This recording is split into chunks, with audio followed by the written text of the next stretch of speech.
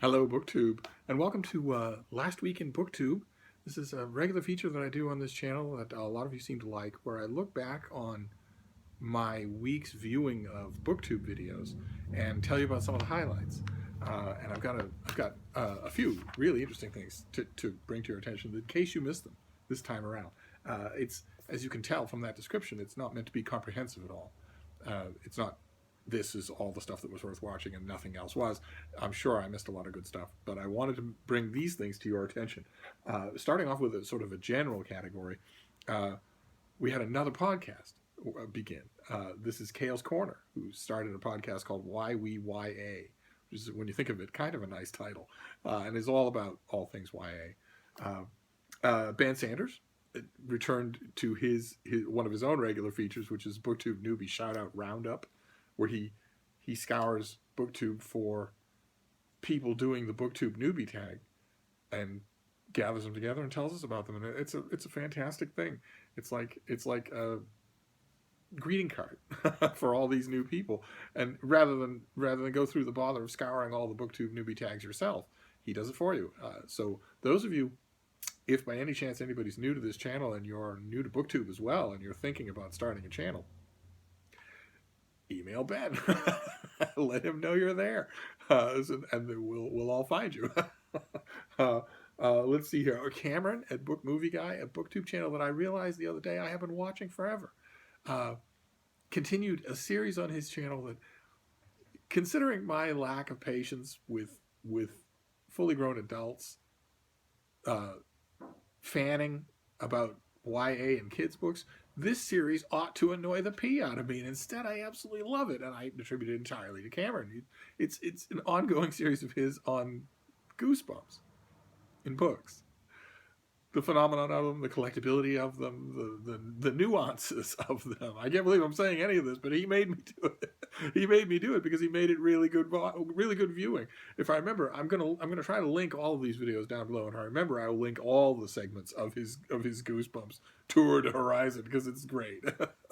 It didn't, of course, move me to want to read a Goosebumps book, but that kind of enthusiasm I just love. And let's see. Oh yes, Slice of Mike did a tag called "Build Your Own Book Cover Tag," that worked just fine as a tag, but what it really did was work as an amazing way to showcase the book covers that he himself designed. He shows his own work during the video, and it's amazing. All of you booktubers out there who are also aspiring self-published authors shopping around for book covers, I'm sure that there are websites, that there are places you can go, that there are sort of mini marts for you to hire cover designers, but in my opinion, you don't need to go any further than your own community. just leave a comment for Mike. Of course, I don't know if he's doing work on spec, but the covers that he did in that video are amazing. This was it was a little bit melancholy for me. The Thoughts on Tomes announced on her channel that there's an event that she's a part of forming and hosting called BookNet Fest, and the 2017 festival is all set up for Orlando on the 1st and 2nd of September with panels and discussions and whatnot. And in her video announcing this and talking about how the Twitter feed will be announcing the speakers and whatnot, she urges everybody to book a flight, pre-register so that you can go and celebrate the world of books online. And of course, it made me a little melancholy because it's exactly the sort of thing that I would have loved to do. It's exactly the sort of exuberant BookTube community thing that I used to see before I had a BookTube channel, and the idea used to attract me enormously. And in this particular case,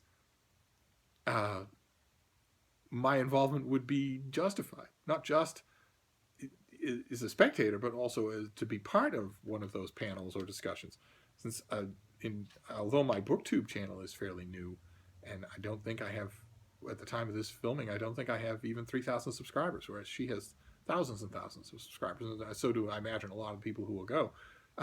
But in the broader world of books online, I'm fairly well represented. I've had a book blog for 11 years. I've been the managing editor of an online literary journal that's online only for 10 years, and we're pretty well established. We've been pretty lucky, and have published a lot of really good work. And also, I have this book blog. So, but the melancholy thing for me has nothing to do with the event that's taking place in Orlando, since of course right now in my life I couldn't go anyway. But it's not just that an oh pity me that I'm not being asked to participate, that no one's thinking of doing that. It's also that I wouldn't even be welcome in the audience, and all because of hashtag smear campaign conducted by people who will be there and who will be talking about how BookTube is a warm, welcoming community, and how they themselves really value the fact that they can admit when they're wrong. Oh yeah, if I make a mistake, hey, I've got feet of clay. If I make a mistake and it's pointed out to me, I will do what I can to rectify it. I'm not. I believe in. I wholeheartedly uphold, etc., etc., etc. And it's not. I guess my ultimate takeaway from it. Of course, I'll be watching for videos because it sounds like a lot of fun. Whether I'm there or not, it sounds like a lot of fun. But my ultimate takeaway is twofold. The first takeaway that I have from the whole idea of BookNet Fest is general, and it's a little negative. I'm going to try not to stress it, and that's that. Well, to put it simply, as long as I am a pariah on BookTube, BookTube really shouldn't think as highly of itself as it does. And the second thing is more general and more pertinent probably to the rest of you, and that's this is a really good object example of what social media can do, the power of social media. It's something all of us should think about and keep in mind. But be that as it may, the announcement for BookNet Fest is the name of it. It's the electronic world of books, and it's a great idea, and it sounds like great fun. It sounds like the first part of it is going to be at Harry Potter World.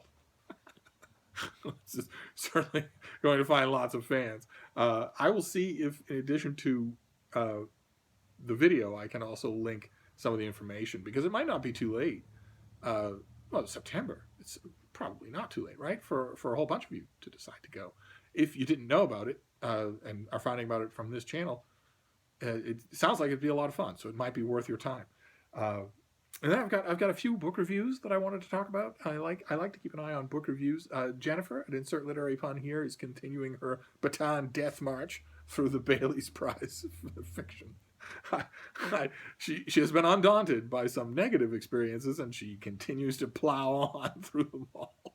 She got, this time around, to Stay With Me by Ayobami Adebayo, and did a really thoughtful review of a book that isn't worth the time or effort to pick up off the sidewalk. As boring as a B-list Hallmark card. But she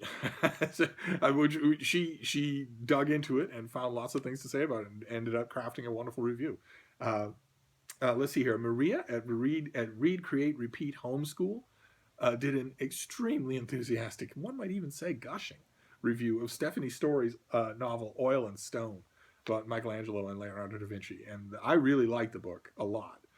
So I was happy to see that kind of reaction. And then once again, the thing I always look for in these videos, she hit on a couple of things that I didn't really think about when I read the book myself. I knew that I wasn't going to be reviewing it, and so I just read it for pleasure. And she caught other stuff. She caught stuff that I didn't catch, so that's wonderful. And the last book review I wanted to mention of the three was another rave and much closer to home for me. Kate Howe did a review of E.F. Benson's Mapp and Lucia, which is a series of comic novels that I have mentioned on this channel before. I absolutely love them. They will perk up your day. And she was not over the moon about them, and as well she should be. So that was nice to see. It was nice also to see these older works of what I call modern fiction, these older works of 20th century fiction, getting mentioned on BookTube. That getting mentioned and raved about. That's wonderful. And I want to wrap up with just a few general things. Julie from Home with My Bookshelf did a tour. She films these walks that she takes to the library, and I don't know. She lives. It's a beautiful walk through nature to get to her library. It's not at all the same walk that I would have past one reeking derelict after another. Instead, it's gorgeous. The walk is almost more of a destination than the destination itself. So it was a lovely video. Runwright Reads did a great video on bad moms in fiction. A series that could go on and on and on. The video could easily have been 5 hours long. But it was really good. Karl Anderson, the Lonesome Reader, he did a video about Sebastian Barry's Days Without End, his recent novel Days Without End. But it wasn't really about that book. It was really about the cowardice of the publishing industry. I don't think he used the word cowardice, but he was as close as I've ever seen him get on a video to angry at the way the publishing, the craven, mealy-mouthed way the publishing world was trying to get around packaging the book along the strength of its main plot story, which the main plot line involves two men in a gay relationship. And the publisher in the UK and in America were just desperate not to highlight that. And that's bad, very, very bad. And he pointed out the video it's long and very thoughtful. It's very good, and it if anything pulls its punches. The condemnation goes all the way around. In fact, in my opinion, I wouldn't exempt the author either from that. There's a moment in any book's genesis. There's a moment. There's a meeting where the author is told perfectly clearly, this is what we're going to do. And where the author can look at a cover or at the transcript of a plot description that's going to end up on the dust jacket and see clearly what has been decided on. And there are authors who in that moment will say, that doesn't represent the work that I just spent 3 years of my life writing. In fact, it actively misrepresents the work. Change it, or I'm out. There are authors who will say that in that meeting. And then there are authors who won't. I have no idea what those meetings were like for Sebastian Barry, but I agree completely with the video that the result was shameful. So watch the video and leave some comments. Think about it for yourself. And then the big thing, the thing of course that attracted my attention the most, the queen of BookTube, Ariel Bissett, did a video on asking why BookTubers do book hauls. And it has sparked, Split Reads did a great, thoughtful response to it. There's been a bunch of other responses so far, and I imagine they're still ongoing. And when I saw that title of hers, of Ariel Bissett's, I froze.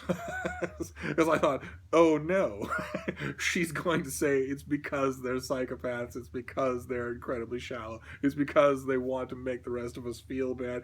I thought the answer to the question in the video's title would be negative. It of course made me freeze, because it's a large part of what I do on this channel is to haul books. And no, it turns out, of course, I need not have worried. With her, you're not going to get... You're going to get a really thoughtful response to any posed question. And one of the things I really liked, one of the points that was raised, was that if we're a bookish community, if somebody's holding up a bunch of books that aren't out yet, if they're not lording it over you, then of course any book person is going to be curious about that. Anybody is. And that's the line of excuse that I'm making for myself, as I feel once again the need to vindicate myself just a bit, to defend myself against the accusation that all I'm doing is previewing a whole bunch of books that I don't care about in order to be I don't even know, superficial, materialistic. And I want to make my usual 2 defenses for that practice, which has become a large part of this channel. I want to make my usual 2 defenses. The first one is that I read virtually everything that I show, of the new books that I get, and that I haul on camera. And the second, I would hope, would dig me even further out of the pit, and that is that I review quite a few of those books as well. I'm deeply involved with them. They're the majority of what I read. So, not that any defense was called for, but I thought I would make one. But one way or another, go and watch the video, and then watch some of the response videos, and maybe make one of your own. If you are a channel that is that does hauls, that does book hauls as a regular feature of what you do, or if you look at some of those book hauls, including maybe some of mine, and feel a little irritation, I'm sure that she would love to hear a response video, and so would I. What that is, when we're all, there are a bunch of channels on BookTube that are getting books constantly, whether they're new or used, or whatever. What does that make you feel? What do you like those videos? Obviously they're popular because they get views, but why, and what don't you like about it, if anything? And there you go. That was last week in BookTube, kind of a psychological roller coaster ride. But I wanted to finish up with an extracurricular bit. And I those of you who might be new to this channel, I usually wrap up last week in BookTube with something that isn't BookTube, just in case you missed it or in case it interests you. And this one is a young guy that I have been following forever. I think he's one of the smartest people on the planet, and one of the hopes that smart people have as well. And more than that, he doesn't live in the present. I firmly believe that he lives mostly in the future. And I'd be willing to bet he's kind of uncomfortable in the present. But he does a fantastic job of making the future and the present tech understandable. And his name is Tom Scott, and he did a video this time around called Why the YouTube Algorithm Will Always Be a Mystery. And those algorithms affect us, everybody, whether you know about them or not, whether you care about them or not. They affect your viewing when you're online, and not just for YouTube. And his video is fantastic. All of his videos are fantastic.